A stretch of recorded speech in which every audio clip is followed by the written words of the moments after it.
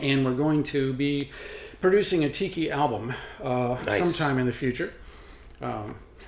we, our drummer keeps talking about it, and he's like, Dave, we don't have the songs yet. Just take it easy. It's funny. You can make we're gonna do a concept album, just like the Pink Floyd's The Wall. You are? Oh, well, how many songs have you written? None, but But we're really stoked.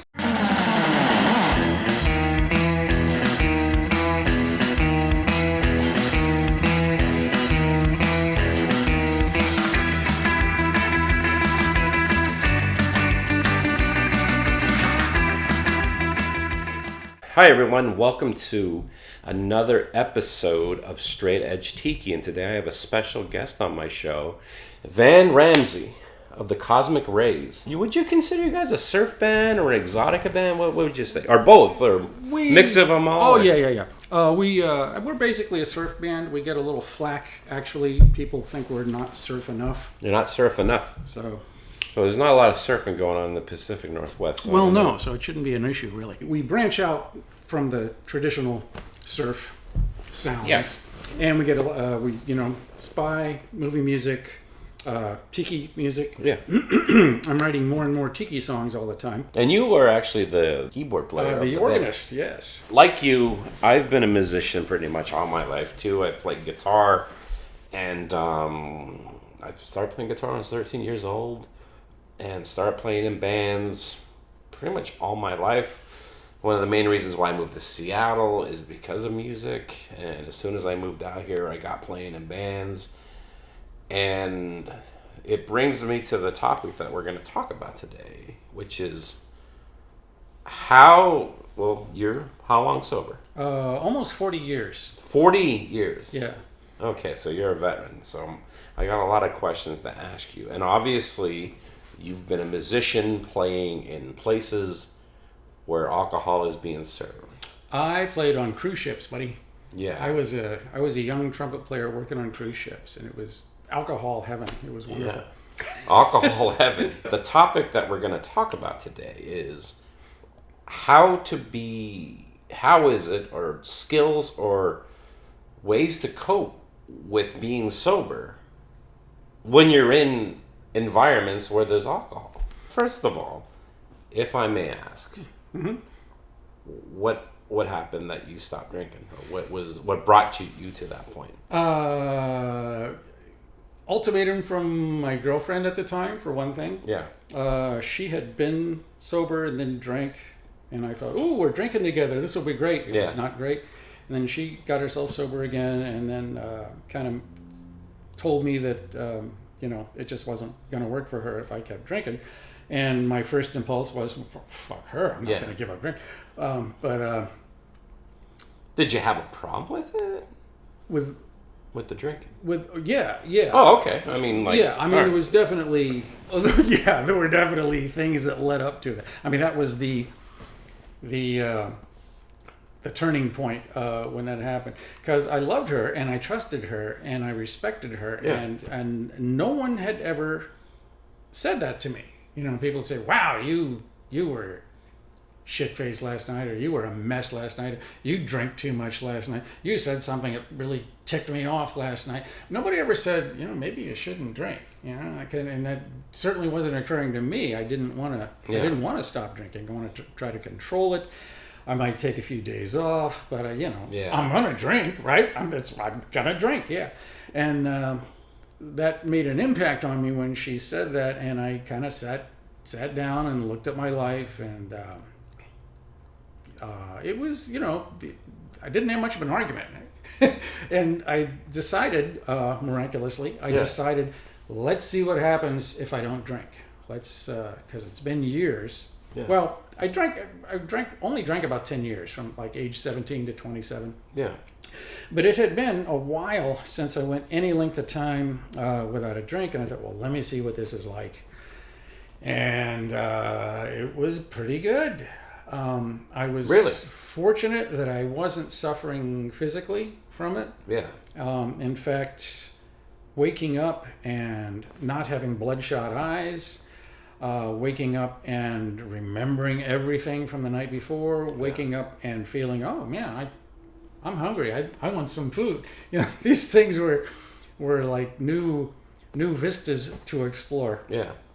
And I went to meetings. I went to AA meetings. Yeah. Did they help? Yes. Okay. Yes. I was not skilled socially when I was young, which probably has a lot to do with why I drank so heavily. Yeah. So did you drink it for social anxiety kind of almost, or kind of? I liked. Because it does relax you. I mean, there's no question about it. Yeah, I wasn't thinking about it in those terms. Yeah. But I liked where drinking took me. I liked when I was young and just starting with it. I liked that it made me comfortable. It made me feel funny. It made me feel more relaxed. I could approach girls that I was shy to approach otherwise. I'm shy with all of them. So. Yeah. I don't think there's been any girls out there where I'm like, I'm not shy to talk to this one. Everyone I'm terrified to go up and be like, hello, my name is Ray. You know? When you made the transition to stop, were you like, okay, I'm gonna stop and I'm done for good, or you're like, I'm gonna give this a shot and see how it goes? Kind of, yeah. The second one, yeah, because. Like, who knew? I felt I owed it to myself, because you got to do it for yourself. You can't. I mean, sure, there are other people involved, but it's got to be within you. You gotta want to make a change. And I thought, well, I owe it to myself to see what it's like to not drink. And rediscovered sweets. Rediscovered food. I lost weight even though I was eating a lot. Yeah. Just going outside, and just sort of appreciating things again. A beautiful day, some flowers. Yeah. It's like taking blinders off. It's like lifting a veil from how you've been looking at the world. So I was extremely fortunate in that someone stepped in when I was still young. Hadn't made too much of a mess of my life. There were things I was probably going to lose if I kept drinking, because I drank to the point of blackout all the time. All the time. People say, "You mean you passed out?" No, passing out is different. Blacking out is when you wake up the next day and you think, "How did I get home?" and you open the blinds. The car's in the driveway, right? Okay. And you can't remember anything. I would lose hours and hours of my life, and it happened a lot. It happened, all the time. One of the things about working on cruise ships, which I did, playing music on cruise ships. I mean, we'd work a few hours a day. Yeah. And then we'd have a lot of free time, and you were just in your cabin. I mean, you didn't have to drive anywhere. You didn't have to. Booze was cheap. You didn't have to buy food. You could.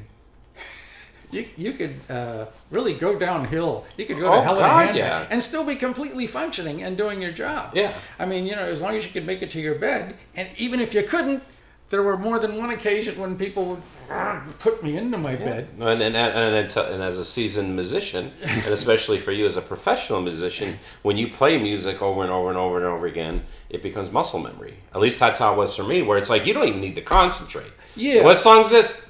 Yeah, I play guitar. Yeah. And it's just I spent 4 years at the University of Miami School of Music. Studying to be the next great jazz trumpet player, and it was difficult and it was challenging. But when you get in the real world, as a working, versatile sideman type trumpet player that I was, 90% or more of the music that comes your way, it's easy as pie. Yeah. So it's not that challenging, and especially if you're decent and put in the work, and anyway, it was easy to do my job and get really blotto every night, and so I did. By the way, we're drinking smoothies that I whipped up with my blender. Yeah, these are very good. Thank you. Yeah, orange juice, frozen papaya, frozen banana, and frozen mango. Well, speaking of like delicious tasting drinks, fan, is just being into Tiki. That's you have these delicious, tasty drinks. Yeah. And for me to be like, oh, I'm not going to drink those anymore. That's kind of like a tough decision. That's got to be a little tricky because I kind of got interested in the whole Tiki thing kind of late in life. Although I do have a little Tiki cred. I saw one of your videos where you interviewed a dancer, and you were talking about, she worked at the Mecca of all Tiki destinations, the Maikai in Fort Lauderdale. And I'm like, I've been to the Maikai. When I went there, I was with Mom and Dad. It was you were there like when you were... Oh, yeah. Wow. Oh, yeah. Either a pre-adolescent or maybe a teenager and very self-conscious and look with my parents, And obviously I couldn't imbibe with the cocktails they made. It had to be... had to hide my interest in the... God, they had some beautiful women. You stopped drinking. Stop drinking. You're still playing music. Yeah. How is that going for you? Are you getting flack from your other musicians? Were they respecting it? Or how are you feeling about being in a band and now you're doing it and not drinking? Yeah, some of them were very skeptical. You'll be throwing things. This isn't gonna last. Come on, it's Van. Come on. Yeah. I stuck with it. Did you get a lot of people or did you have anyone being kind of pressuring you, come on, man? Occasionally, not much. Yeah. Not much. I mean, most of the people I were playing music with, they were friends of mine. We'd known each other a long time. Yeah. Well, sometimes somebody would be an asshole and try to con me into drinking or something. The thing you forget. I mean, this is the thing that I've noticed too. I mean, getting back to Tiki just real quick, is what I love the environments. I love being in the environments, and that's what's important to me. But one thing that is definitely interesting for me, being sober, is being out with friends at a Tiki bar and watching everyone getting slowly drunker and drunker.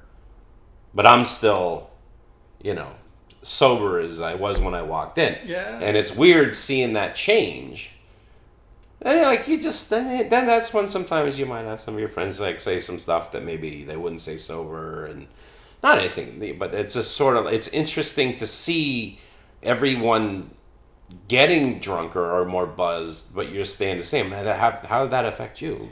I noticed that friends of mine would tell me, these stories or go into some kind of rant or express their opinion. Yeah. And then the next night they'd get drunk again and tell me the exact same thing. Yeah. It would be oh man, I've heard this all before. So here's the question. Yeah. Well, here's a couple questions. All right, fire away. All right. So for people, say there's someone who's a musician and they're going to quit drinking or they stop drinking. What are some tips or coping skills that you'd recommend? What would you? I mean, anything that you would recommend doing or not doing, or? For me, I didn't want to get involved with non-alcoholic beer. Yeah, I don't want to do that either. Yeah, and I know you've made a lot of videos about non-alcoholic Tiki recipe. Yeah, I don't know if that would work for me because it'd be too close, kind of thing. Yeah, and it's sort of like faking it, Yeah. I don't drink decaf coffee either. I mean, what's the point? I mean, I liked beer, but I wanted the buzz from beer. Yeah. And for me to drink a non-alcoholic beer, I think would be a mistake because it's nudging in that direction. So I just wanted to make a clean break. It's not really. I don't know if I have a lot of tips for people. Yeah. I want to pass on something that was a revelation for me. Yeah. If you're in a position where you need to stop drinking for medical reasons or DUI or whatever, and you're sitting there and you're thinking, I can't drink. Yeah. Shit, I can't drink. Yeah. And I felt that way too. And at some point, something flipped around and I said, I don't have to drink. I don't have to drink tonight. Because imagine going into a boxing ring and getting your brains beat out every night.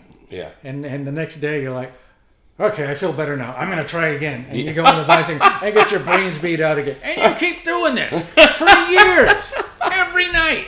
And then finally somebody goes, hey, you don't have to do that anymore. You're not winning. Yeah, you're not. I was not winning, buddy. I was definitely not winning.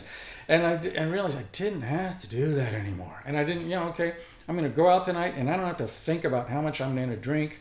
I don't have to think about, will I be able to drive? Will I remember anything the next day? Will I make a total, complete ass of myself? Maybe a little ass of myself, but not a total, complete, stumbling, drooling ass of myself. There's a whole big world out there, that can be accessed without lubricating it with alcohol. Yeah. And people, some people, you talk about karaoke is a good example. Yeah. Hey, let's go karaoke sing. Oh, I couldn't do that unless I've had like 4 or 5 belts. Yeah. I don't know. I didn't know if I could sing or not. So I was with some friends, sober friends, and we went to a karaoke place. And well, let me give this a shot, and it actually went pretty well. So I thought, well, hey, this is cool. Wow, you can do that sober? Wow, that's cool. Yeah, sure. Hell. Yeah. I can. Well, I think that's a good point, Van. I mean, again, to talking to people out in the audience, it's like, say you are a musician, and say the alcohol it helps you with your stage fright. It gives you the liquid courage to get up there and play. Well, how about taking a real chance and then doing it sober? Yeah. And the funny thing is, you'll realize like half the time, when you're buzzed or drunk and you're drinking, you think you're playing great. I'm doing awesome. No, you're not. Yeah. But I think what you'd realize, it's like you'll actually be a better player sober.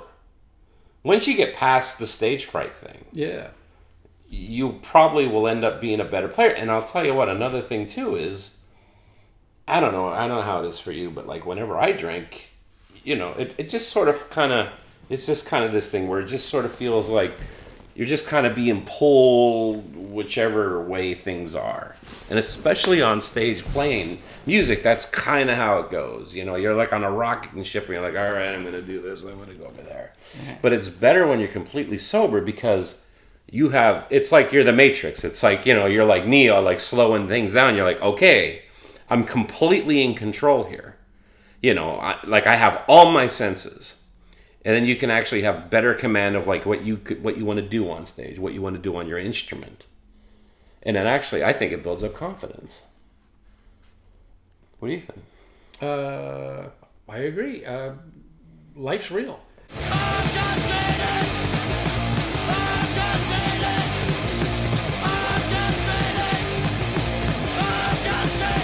I have been authorized by the Cosmic Rays CEO World Headquarters to present you with our brand new CD. Wow, thank you very much. Blast on, blast off. Blast on, blast off. So is that... So you guys actually posed for those pictures. I'm the good-looking one. You guys actually went to Mars. Yes. To pose for those pictures. Yes. Actually, Ron Averill, our guitarist, he started experimenting with AI stuff. Yeah. And he just dove into that pool, and his things he comes up with are sometimes bizarre, sometimes hilarious. Yeah. Sometimes just amazing. And he came up with those little pictures of us. So we looked at that and thought, album cover. Yeah, but your bass player's not wearing his trademark. No, it doesn't have the kilt. No. And you can't see your mustache on there. Yeah, that's me. There's Ron Averill. There's Eric Munt and Dave Howard, our drummer. And for the record, the Cosmic Rays do not dress up in full astronaut suits like this. Sadly, no. We had some quasi. Sadly, no. Would you really want to be playing? And he's like, he's sweating your ass off. If you check out, no one's going to be able to hear what you say. Yeah. Well, that kind of comes in handy if you're doing instrumental music. But if you were, it's like, that song's gonna be. Want to support the Tiki with Ray show and look cool doing it at the same time? Then head over to tikiwithray.com and buy yourself a Tiki with Ray shirt. They're only $20. Tony Canepa did the design, and they're screen printed in America. Even at that point, you wake up in your own puke and be like, I just had a bad night. Yeah. A couple hours go by. Oh, I feel better now. Okay, it's all right. There has been so many times, man, where it'd be like, like I'm in like a train wreck. I'm praying to the porcelain god. I'm like, oh, I'm never. This is it. I'm done. What am I doing? And then I'm all right. I'm done. And then like next weekend, I'd be like, Yeah. You want a beer? Yeah. My life has not been a continual path of great successes and triumphs, and I thought, man, I screwed this up, I failed at that, I messed that up, and now I can't even drink. It was